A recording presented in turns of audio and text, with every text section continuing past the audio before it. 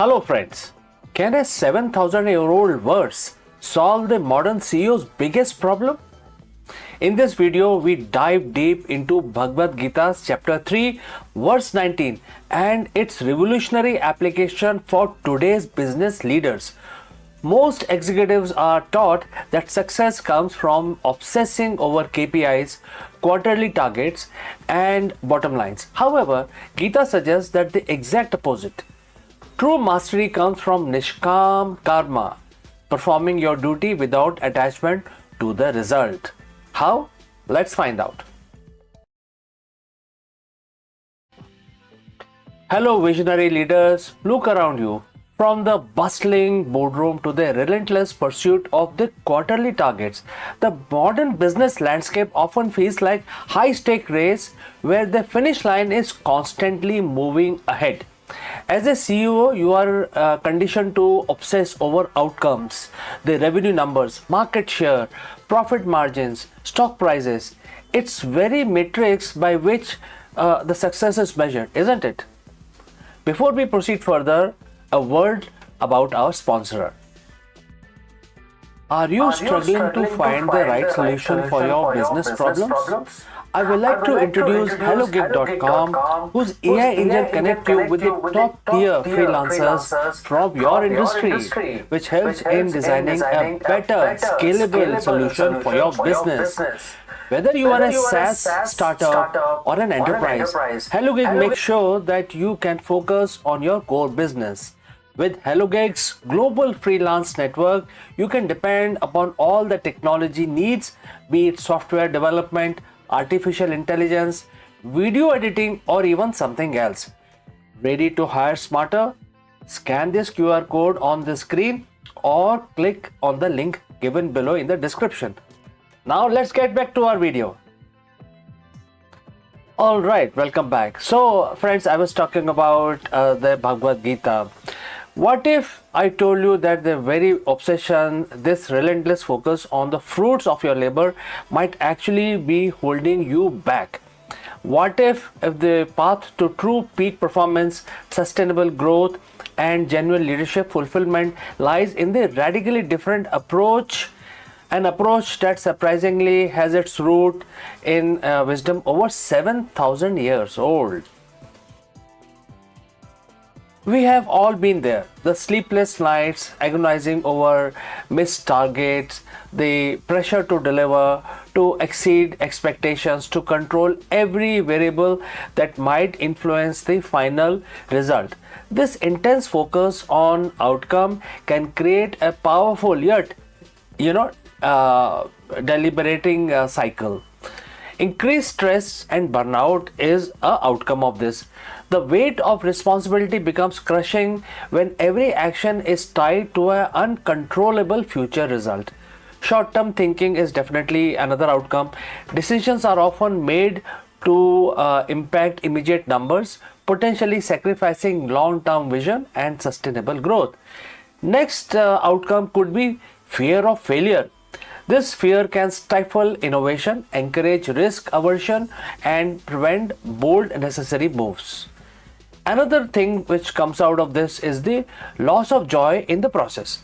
The work itself, the creative problem, and it's basically also create solving solutions, etc. The team collaboration, it all becomes meaning to an end rather than enriching journey. This outcome trap isn't just an individual struggle. It permeates company culture. It can lead to micromanagement, a blame culture, and a workforce focused on hitting arbitrary numbers rather than truly understanding and serving the customer. So how do we break free?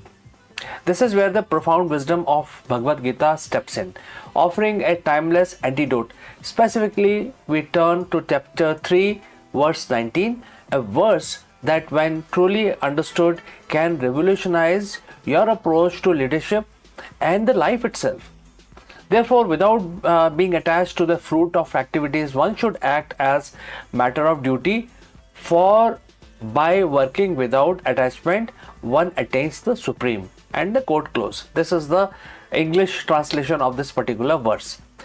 This isn't about apathy or indifference. It's about not caring for results. Quite the opposite. The verse introduced the concept of nishkam karma, or action without desire for results. It's about performing your duties with full dedication, skill, and integrity, but detaching your emotional well being and sense of self worth from the outcome of these actions. Imagine the greatest athletes, artists, or the innovators. They train rigorously, they pour their heart and soul into their craft, but they understand that the external factors can always influence the final score, the audience reception, or the market adaptations. Their true mastery comes from focusing solely on the process, the effort, and the duty itself. How does this translate to the high pressure world of CEOs? Focus on the process, not just the destination. Instead of fixing yourself on hitting the 15% growth target, focus on perfecting your sales strategy, optimizing customer experience, or empowering your team to innovate. The target becomes a natural byproduct of excellent execution, not the sole driving force. Strategic detachment in decision making is the next solution. When making critical decisions, launching a new product, acquiring a company, navigating a crisis, a detached leader can weigh options more objectively. They aren't swayed by personal ego, fear of failure, or the desperate need for a specific short term win. They make choices based on sound principles and long term vision, understanding that even well informed decisions can have unpredictable outcomes. Empowering your team is the next one. An outcome obsessed leader often micromanages. A leader practicing nishkam karma trusts their team, empowers them to perform their duties diligently, and provide the resources and the guidance necessary rather than constantly breathing down their neck about the final numbers. This fosters a culture of ownership and psychological safety. Resilience in the face of adversity is the next item. In businesses, failure and setbacks are inevitable. The leader attached to outcome experiences these as personal defeat, leading to despair. The detached leader sees them as data points, learning opportunities, and reasons to refine their processes without letting the fruit spoil their spirit. The benefit of embracing this ancient wisdom are profound and transformative, not just for your business, but for you as an individual. Let us unleash the performance. When you have not shackled by outcome or anxiety, your creativity, problem solving abilities, and focus on execution sharpens dramatically. Reduce stress, greater mental clarity, and a deeper sense of purpose will improve your personal health and overall quality of life. You will lead with greater integrity, inspiring trust and loyalty because your actions are driven by duty and vision, not just personal gain or fear.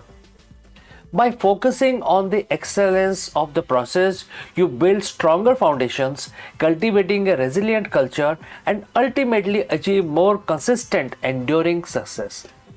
Attain the supreme. While the Gita's original context is spiritual, in business sense, attaining the supreme can be interpreted as achieving your highest potential, finding ultimate fulfillment, and leaving a truly meaningful legacy beyond just balance sheets.